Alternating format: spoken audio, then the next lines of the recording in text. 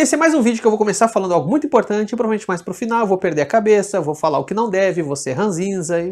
Bem, vamos lá, deixa eu comentar com vocês aqui uma discussão que aconteceu no dia de ontem, dia 6 de janeiro de 2022, e que é uma discussão muito boa que nos permite pensar uma série de coisas. O Rafael do canal Ilha Caju fez um vídeo criticando as editoras de quadrinhos por ainda publicar o nome dos autores japoneses no sentido ocidental. Caso você não saiba, nomes japoneses são dispostos primeiro com o nome familiar e depois o nome próprio, que seria o oposto do que nós temos aqui, por exemplo, no Brasil. Então, em vez de ser Osamu Tezuka, é Tezuka Osamu. Em vez de ser Shotaro Shinomori, é Shinomori Shotaro. Além disso, tem os sinais diacríticos que são muito importantes para a gente entender a língua japonesa. Sinais diacríticos são acentos, entre outros sinais gráficos, que a gente coloca sobre as palavras para saber o som delas. Pega a palavra shoujo, por exemplo. Ela tem um sinal diacrítico, que é um macro em cima do o. É por causa desse sinal que a gente sabe que se fala shoujo. E a gente pode escrever com o, u, ou botar o macro em cima do o. Enfim, eu não vou ficar aqui repetindo tudo que o Rafael comentou ali, vocês podem conferir no vídeo dele que tá bem legal. A discussão nisso que me interessa particularmente veio na resposta de um outro Rafael, que é o Rafael Ranieri, do canal Formiga Elétrica. Pouca gente viu essa resposta porque o Rafael recém entrou no Instagram, sim, ele é um cara muito moderno, só agora ele fez um Instagram pra ele. E ele fez um texto muito bacana falando sobre o conceito de Kogô na cultura japonesa. Kogô é um conceito do Bushido, ou seja, faz parte ali da ética dos guerreiros samurais, e que basicamente quer dizer uma submissão resiliente, uma submissão ativa. Esse conceito, como o próprio Rafael vai comentar ali, ele acaba sobrevivendo na Era Meiji, quando o Japão se moderniza, e diferentemente do Rafael do Ilha Caju, que eu vou sintetizar aqui como Rafaiju, o Rafael do Formiga Elétrica, o Raformiga, diz que essa ocidentalização da ordem dos nomes não é resultado direto da invasão americana após a Segunda Guerra Mundial no Japão, mas é algo que já aparecia inclusive no século XIX, e que portanto essa prática na Era Meiji seria uma versão moderna do Kogô, uma prática ativa de submissão feita pelos próprios japoneses que, na medida em que diante de uma outra cultura, acabam assimilando essa outra cultura e portanto operando determinadas manobras, uma delas mudar a ordem do próprio nome. Assim sendo, a ordem ocidental dos nomes japoneses teria como causa não o imperialismo americano, mas toda uma relação bastante complexa da cultura japonesa e seu contato com o mundo. No momento que eu tô gravando esse vídeo eu não falei com o Raformiga, mas se ele me autorizar eu vou reproduzir o textinho dele aqui também na descrição do vídeo. Enfim, debate de alto nível, né, e que no final das contas nos deixa com mais dúvidas do que com certezas. O que eu acho excelente, né, assim, eu noto que somente em setores mais progressistas às vezes isso é ruim. O progressismo ele é muito caracterizado por uma certa ansiedade por justiça. No tanto que o lado macabro disso acaba descambando nessas campanhas de cancelamento, que acaba fazendo justiçamento e atropelando tudo e todos. Por isso, casos assim de hesitação, de dúvida, principalmente sobre outras culturas tão diferentes da nossa, é algo muito bom. A gente para e pensa, como fazer justiça, qual a melhor maneira de fazer justiça, e até mesmo, é preciso fazer justiça? Nesse assunto aí específico eu não vou tomar opinião porque eu ainda estou aprendendo. Eu ofereci, acho que foi ano passado, no doutorado, uma disciplina de epistemologias marginais. Só para explicar para você aí que tá meio perdido, dizendo que porra é essa, basicamente eu trabalhei com percepções de mundo que não são europeias. Isso é uma parada que é bastante complexa, bastante difícil até mesmo de a gente abrir a nossa cabeça. Porque a gente tende, por causa da nossa colonização europeia, a entender as coisas a partir de certos paradigmas, a partir de certos conceitos. Um deles é a noção de identidade. Inclusive é comum que japonistas, pessoas que estudam a cultura japonesa, acabem repetindo essa visão colonial, essa visão identitária de mundo. A noção de identidade é algo que aparece muito cedo na cultura europeia, lá nos gregos clássicos já tinha uma filosofia do ser, da identidade. Isso tem um impacto cultural tremendo nas identidades nacionais, no racismo, nos etnopopulismos. Aliás, tudo aqui que eu tô falando eu vou deixar referências aqui embaixo, tá bom? Só que se você olha culturas do resto do mundo, elas não têm esses mesmos marcos identitários. Não que as outras culturas do mundo não pensem a partir de certas noções de identidade, mas são noções diferentes. A cultura japonesa, ela é um tanto antropofágica. O que isso quer dizer? Ela devora, ela assimila culturas de outros lugares. Isso inclusive é algo que eu tenho estudado atualmente, ou seja, essa relação Japão-Brasil nesse ponto, porque o Brasil também é assim, o Brasil assimila muito o que vem de fora e diz que é seu. Tem uma frase maravilhosa no Manifesto Antropofágico dos Modernistas Brasileiros que é: só interessa o que não é meu. Então existem culturas que, diferentemente das europeias, que têm suas identidades muito fechadas, são muito mais fluídas nas suas formações identitárias. O Brasil deve essa fluidez muito aos ameríndios, são eles que possuem uma visão completamente diferente de identidade, por isso que isso resistiu aqui na gente, apesar do colonizador. Inclusive isso é o que eu estou estudando, né? Aqui no Brasil, há o maior número de japoneses fora do Japão.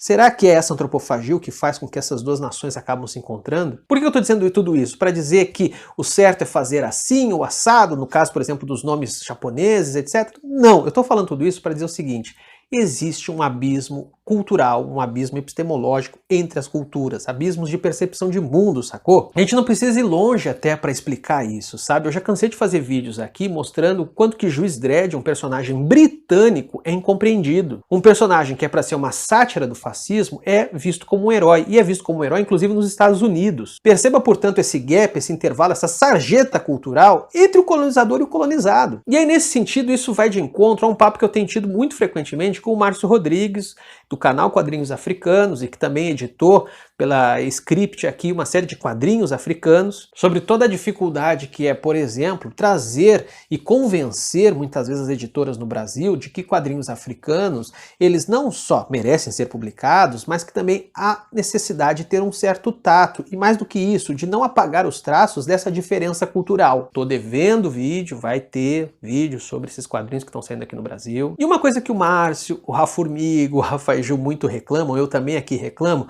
é de uma infantilização do leitor de quadrinhos, uma infantilização que muitas vezes parte das editoras. Só que eu parei aqui para pensar e infantilização não é um termo bom, sacou? Falta rigor para esse termo. Porque o que está se tentando falar o tempo todo é que a cena de quadrinhos tem uma dificuldade enorme de lidar com alteridade. E a alteridade, eu não vou dourar a pílula aqui, não se resolve com jogadas de marketing, onde você, através de critérios quantitativos, você começa a botar determinados grupos para ocupar certos espaços. Ou seja, a alteridade não se resolve com você colocando pessoas negras em outdoor de banco, a alteridade não se resolve com pessoas LGBT num comercial de uma empresa que utiliza trabalho escravo. Cabe dizer aqui, é uma alteridade muito conveniente, porque a gente raramente vê indígenas, afinal indígenas não são consumidores como pessoas negras, mulheres, LGBT. Então o ponto aqui que eu tô querendo trazer, o que eu tô querendo reforçar, vamos ver se eu consigo tornar esse negócio claro, é que é preciso que as editoras, é preciso que as pessoas, os leitores, todos eles se engajem numa discussão que é sobre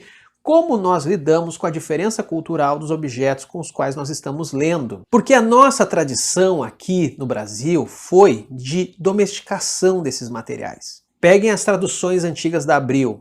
Basicamente tinha o Batman comendo feijoada, você mudava as coisas, tinha o Capitão América falando de Faustão. Havia todo um esforço, inclusive às vezes redesenhando quadros, de trazer essas histórias para o contexto brasileiro. Inclusive eu reconheço que é uma criatividade danada, há inclusive um potencial antropofágico aí, porém esse potencial às vezes morre na praia, porque muitas vezes o que está se tentando é simplesmente apagar a cultura do outro. E por que a cultura do outro é tão importante? Olha, justamente para a gente poder comer ela. A cultura do outro me enriquece, me nutre, eu me torno um sujeito muito mais robusto quando eu saio comendo todo mundo. Só que para isso acontecer, o outro precisa ser outro. Não dá para eu ficar me alimentando, me nutrindo somente de mim. Essa autofagia não dá certo. Ficar só se comendo, esse papo tá muito estranho. É sempre assim, eu busco uma metáfora que vai simplificar e eu descubro que a coisa ficou ainda mais estranha, mais bizarra. Retomando e sintetizando aqui, o que eu tô querendo dizer é que os nossos quadrinhos, por causa de uma herança de domesticação, que muitas vezes nós chamamos de infantilização, eles acabam apagando todos os traços de uma diferença cultural. É isso que está no fundo desse debate sobre a ordem dos nomes japoneses, sobre essa dúvida, inclusive, sobre a necessidade de ter dúvidas sobre como lidar com esses materiais. E essa tradição da Abril parece que ficou não só em termos de tradução, de proposta editorial, mas isso parece que ficou como um imaginário coletivo da forma como a gente enxerga, inclusive, as histórias em quadrinhos, entende? Eu não gosto dessas comparações, mas vamos olhar para outras artes. Quando, sei lá, uma obra da literatura russa do século XIX é publicada, não tem esse interesse em apagar os traços culturais, as diferenças culturais da obra. Pelo contrário, ela se enriquece justamente por essa diferença. Então a cultura de quadrinhos só tem a ganhar com a não domesticação do outro. E assim, ó, esse vídeo aqui não é sobre tradução, mas toda vez que a gente vem com esse papo de diferença cultural, vem a galera da fluidez da leitura, de que essas coisas vão quebrar a fluidez, papapá. Fluidez da leitura eu acho que é a coisa mais nota de R$13 que existe. Porque se tem algo hoje no mercado de quadrinhos, sobretudo no mercado mainstream de quadrinhos, são objetos não fluidos. Eles de cara não são fluidos. Desde os quadrinhos super-heróis, que tem uma cronologia inacessível, até os mangás, que na capa agora estão tudo com os títulos em japonês, nem um subtítulo em português eles têm. Eu já presenciei, porque eu ainda vou em loja de quadrinhos, 2 vezes pais com seus filhos tentando comprar um mangá, eles não tinham a menor noção do que eles estavam pegando ali, e no final das contas, como o negócio é caro, deixaram para trás. O pessoal debochava do SBT com a sua tradição Firestorm. tempestade de fogo. Mas isso era muito mais acessível. Fluidez da leitura, então, na verdade, o que é? Basicamente é a repetição daquilo que nós tínhamos da Abril, de produzir zonas de conforto, de produzir